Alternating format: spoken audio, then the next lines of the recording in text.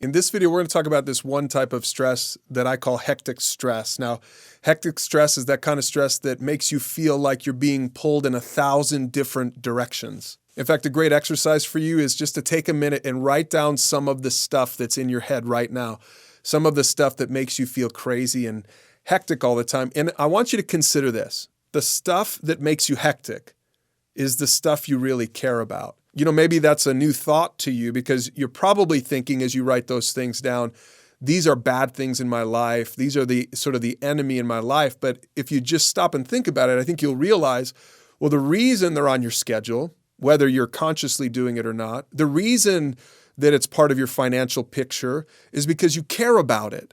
You're the one who put it there. It didn't put itself there. Now, here's the good news. Jesus actually has something to say about this. If you're a pursuer of God, or if you're someone who's thinking about pursuing God, take a look at what Jesus told his disciples. He said, "Come to me, all you who are weary and carry heavy burdens, and I will give you rest.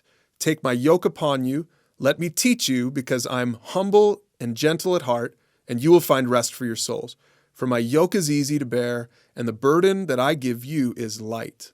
Now, here's what I think Jesus was saying in this passage. And I think this really refers specifically to the whole concept of hectic stress. So think about your list as you take a look at these talking points. First, we take on a new identity in Christ.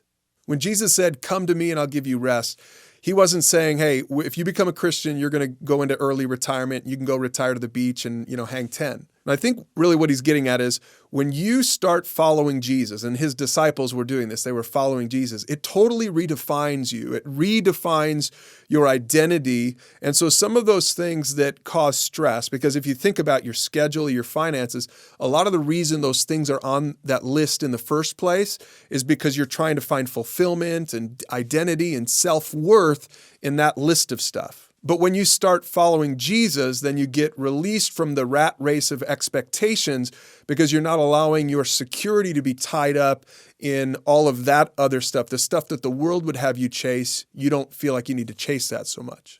And so that means, secondly, that we take on a new perspective. Jesus said, "Take my yoke upon you and let me teach you."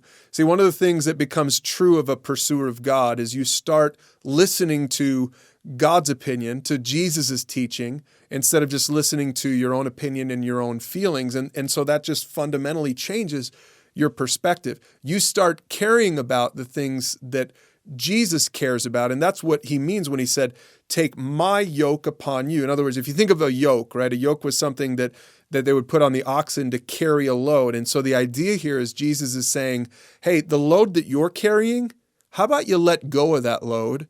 And how about you start pulling the stuff I care about?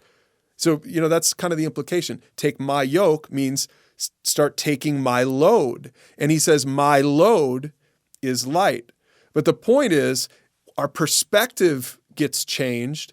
And so our priorities start changing. So turn around, look at that list again. What are some of the things on that list that you felt like were so important? But if Jesus were to look at your list, he would say, why you got that on there? Jesus would say to you, how about you take on my perspective, take on my priorities, and it'll change your whole life and outlook. But here's the third thing. Jesus was saying that we take on a new pulling partner. Go back to the visual that Jesus was giving his disciples, and it was a yoke that was connecting two oxen together. And so the idea was they would pair up a strong ox with a weak ox, and I hate to break it to you, but you're the weak ox. Jesus is the strong ox. And that's why he could say, if you take on my load, it'll be light. It's not just because it's less burdensome. It certainly is. When you get your priorities right, it'll be less burdensome for you. But even more than that, you're not pulling it on your own. When you're connected to Jesus, you're pulling not just what matters to him, but you're pulling it with him. And he's the one who's going to give you the strength and the power to actually pull the load. So can you see how pursuing God fundamentally affects your hectic schedule, your hectic finances, and maybe some of the other things that gets you to be pulled in 1,000 different directions? But let me just say one more thing. Be sure to write down the most important thing. If you're a follower of God, the most important thing, this should be on your list somewhere, is helping someone else to pursue God. This is what matters more to him than anything else. I mean, after all, the greatest thing that you can do in your life is to help someone pursue God. And the second greatest thing you can do in your life is to help someone else pursue God. That's why Jesus said, "Those who remain in me and I in them will produce much fruit. For apart from me, you can do nothing."